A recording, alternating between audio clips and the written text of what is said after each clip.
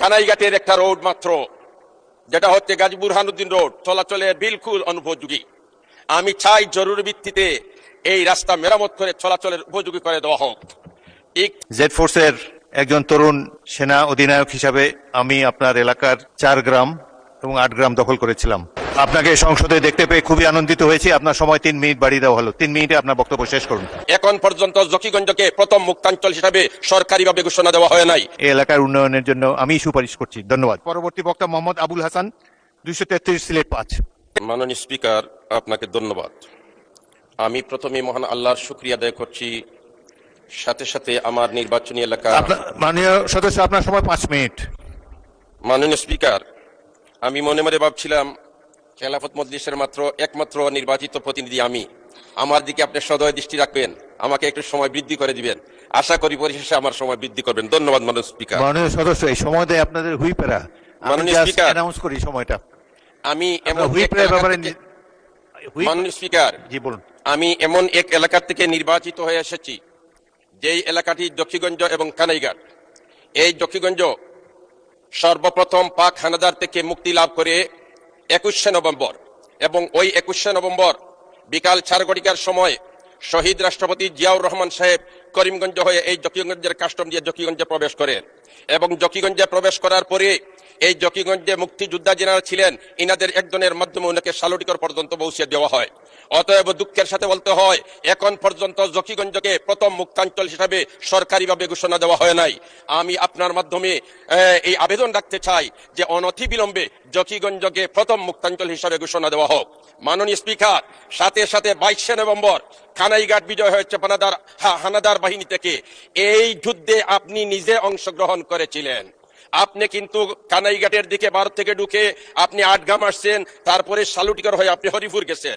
অতএব এই এলাকার সাথে আপনার সম্পর্ক, এই এলাকার জনগণ আপনাকে শ্রদ্ধার সাথে এখন পর্যন্ত স্মরণ করে। কিন্তু প্রথম মুক্তাঞ্চল হিসাবে আজ পর্যন্ত কানাইঘাটকে সরকারিভাবে ঘোষণা দেওয়া হয় নাই।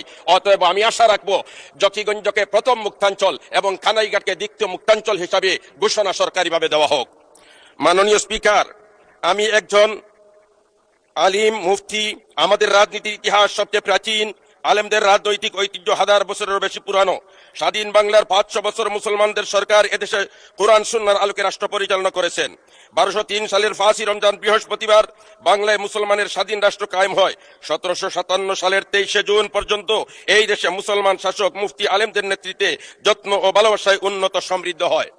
মাননীয় স্পিকার, ব্রিটিশ উপনিবেশ কায়েমের পর সর্বপ্রথম আলেমদের নেতা মৌলানা শাহ আব্দুল আজিজ মুহাদ্দিস দেহলভী রহমতুল্লাহি তাআলা আলাইহি ইংরেজের বিরুদ্ধে প্রথম বিদ্রোহ ঘোষণা করে ফতোয়া প্রদান করেন। ভারতবর্ষের আজাদী শব্দটি সর্বপ্রথম তার মুখে উচ্চারিত হয়। আমরা বাংলাদেশ আলেম সমাজ তারই উত্তরসূরি। মাননীয় স্পিকার, আজকে আমি অত্যন্ত শ্রদ্ধার সাথে স্মরণ করতে হচ্ছে 13 থালের 5ই মের শাপলা চত্বরের শহীদদেরকে। আমি শ্রদ্ধার সাথে স্মরণ করি 91তে এই দেশ স্বাধীন করতে যারা রক্ত দিয়েছে, শাহাদত বরণ করেছে, তাদেরকে শ্রদ্ধার সাথে স্মরণ করি। সাথে সাথে 90-এর এই আন্দোলনে যারা অংশগ্রহণ করেছেন, বিশেষ করে 24শে জুলাইয়ের আন্দোলনে যারা শাহাদত বরণ করেছেন, আমরা তাদেরকে শ্রদ্ধার সাথে স্মরণ করি, এবং যারা পুণ্যত্ব বরণ করেছেন আমি তাদের জন্য দোয়া করি আল্লাহ রাব্বুল আলামিন তাদেরকে সুস্থতা দান করুক। মাননীয় স্পিকার, আমি শ্রদ্ধার সাথে স্মরণ করি এই সংসদের মাননীয় সদস্য ছিলেন আমার নানা সদ্য হযরত মাওলানা উবাইদুল হক উজিরপুরি, যিনি ছিলেন একমাত্র ইসলামী ঐক্য জোটের বাংলাদেশের প্রতিনিধি। ঠিক তেমনি ভাবে আমি খেলাফত মজলিসের একমাত্র বাংলাদেশের প্রতিনিধি। মাননীয় স্পিকার, আমি শ্রদ্ধার সাথে স্মরণ করি এই হেফাজতের আন্দোলনের নেতৃত্ব দানকারী শাইখুল ইসলাম আল্লামা আহমদ শফি রহমতুল্লাহ আলাইহিকে। আমি শ্রদ্ধার সাথে স্মরণ করি মজলুম আলিমে দ্বীন হযরত মাওলানা জুনায়েদ বাবুনগরী রহমতুল্লাহ আলাইহি সহ এই দেশের জন্য, এই মিল্লতের জন্য, এই সমাজের জন্য যারা আত্মত্যাগ করেছেন আমি তাদেরকে শ্রদ্ধার সাথে স্মরণ করি। মাননীয় স্পিকার, আমার নির্বাচনী এলাকা জকিগঞ্জ কানাইঘাট। আমি এই জকিগঞ্জ কানাইঘাটের একজন প্রতিনিধি। আমার জকিগঞ্জ কানাইঘাট সর্বক্ষেত্রে অবহেলিত। জেলা সদর থেকে জকিগঞ্জের দূরত্ব প্রায় 100 কিলোমিটার, 90 কিলোমিটারের ঊর্ধ্বে। এমত অবস্থায় যোগাযোগ ব্যবস্থা আছে একটা, আর আরেকটা যোগাযোগ ব্যবস্থা আছে সংক্ষেপে বাইপাস রোড, যেটা শেওলা জকিগঞ্জ রোড, মাত্র 22 কিলোমিটার রাস্তা। যদি 22 কিলোমিটার রাস্তা হয়ে যায় তাহলে সদরের সাথে যোগাযোগ আমাদের সহজ হয়ে যায়।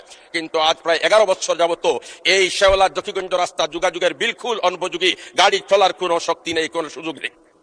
মাননীয় স্পিকার, যদি এই রাস্তাকে মেরামত করা হয় তাহলে শুধুমাত্র মানুষের সুবিধা হবে এরকম না, ইন্ডিয়া থেকে কাস্টমের মাধ্যমে যে সমস্ত মাল আসে এগুলা কিন্তু এই রোড দিয়ে সহজে শহর পর্যন্ত পৌঁছতে পারে।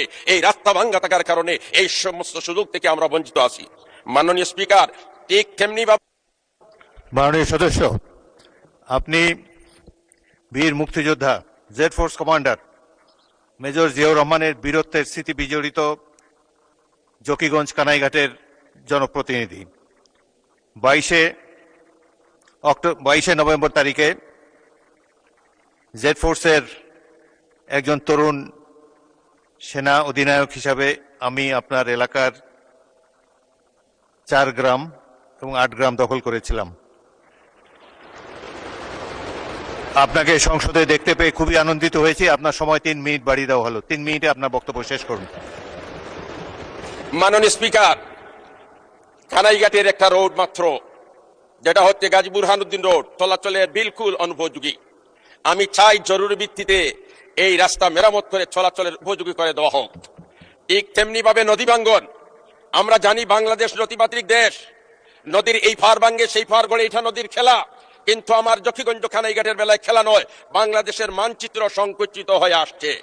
আমরা দেখতে পাচ্ছি আমাদের চোখের সামনে বাংলাদেশের মানচিত্র, যেমন জকিগঞ্জ কুশিয়ারা নদীর একটা সাইট আছে বুইয়ারমুড়া, ওই এলাকায় প্রায় 5 কিলোমিটার জায়গা ভারতে চলে গেছে। এমত অবস্থায় আমরা সাংবিধানিক দায়িত্ব এই দেশের প্রতিটি মানচিত্র রক্ষা করা। আমাদের চোখের সামনে নদী ভাঙ্গনের কারণে বাংলাদেশের মানচিত্র ছোট হয়ে আসছে।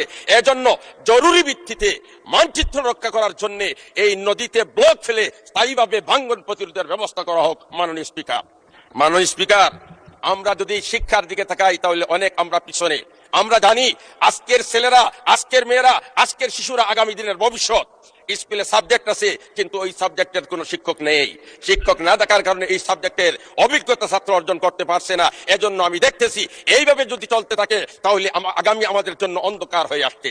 এজন্য শিক্ষা প্রতিষ্ঠানে যে সমস্ত শূন্য পদ আছে জরুরি ভিত্তিতে এই শূন্য পদগুলা পূরণ করার জন্য সবিনয় অনুরোধ জানাচ্ছি। মাননীয় স্পিকার, স্বাস্থ্য খাতে আমার জকিগঞ্জে একটা হসপিটাল আছে, কানাইঘাটে একটা হসপিটাল আছে। জেলা সদর থেকে 100 কিলোমিটার দূরে, অপরদিকে রাস্তার অবস্থা ভঙ্গুর। এই হসপিটালে পর্যাপ্ত ডাক্তার নেই। মাননীয় স্পিকার, আমি যদি হসপিটালের অবস্থা তুলে ধরি তাহলে ডাক্তার সংকট। 42টি পদ ডাক্তারের কিন্তু 9 জন পদায়ন আছে। এই 9 জনের মধ্যে থেকে 6 জন স্বাস্থ্য কমপ্লেক্সে কর্মরত, পদায়িত 3 জন বিশেষজ্ঞ চিকিৎসক অন্যত্র সংযুতিতে কর্মরত আছেন। অতএব মাত্র এই 9 জন থেকে 3 জন চলে গেলে 6 জন। এই 6 জন ডাক্তার দ্বারা এই প্রায় 3 লক্ষ মানুষের সেবা দেওয়া তো মোটেই সম্ভব নয়। এজন্য জরুরি ভিত্তিতে কানাইঘাট এবং জকিগঞ্জে যে সমস্ত ডাক্তাররা পদায়িত আছেন তাদেরকে এই নির্ধারিত স্থানে তাদেরকে দেওয়া হোক এবং আরো ডাক্তার দিয়ে কানাইঘাট জকিগঞ্জ মানুষের সেবা করার আপনি সুযোগ করে দেওয়ার জন্য আপনার মাধ্যমে সদয় আহ্বান জানাচ্ছি। শহীদ রাষ্ট্রপতি জিয়াউর রহমানের স্মৃতি বিজড়িত 71-এর বীরত্বের সাথে সংগ্রামের স্মৃতি বিজড়িত জকিগঞ্জের প্রতি আপনারা বিশেষ দৃষ্টি রাখবেন। এই এলাকার উন্নয়নের জন্য আমি সুপারিশ করছি। ধন্যবাদ।